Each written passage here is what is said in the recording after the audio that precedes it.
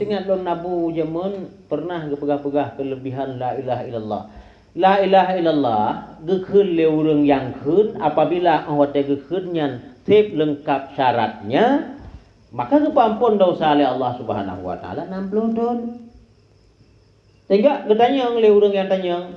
Cuma mi ada gedi umpamanya kadang-kadang hana ada ca gele kabeh gele bagri kepampun dosa mak dan ayah ge.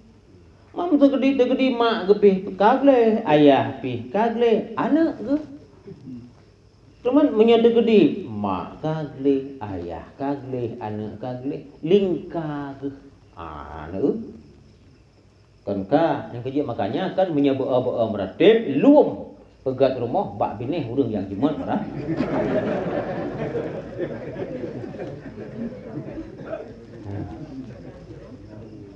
Talum-lum kan bermotor tep je samping rumah abu inan kan duduk tapo inan.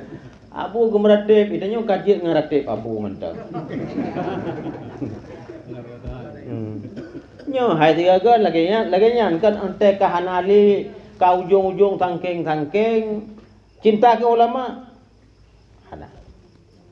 Nata buat ba ulama. Hana. Putra tiangna. Tinggal sabah kampung ulama. Hai. Bu natam tapaju. Tapat paju ulama. Ulama gedang pak sago tameh je. Tengok sago tamehnya. Ona ya malaikat. Na pernah tiga orang mulut uranyan. Ilong bak tameh je. Ulama bak tamehnya.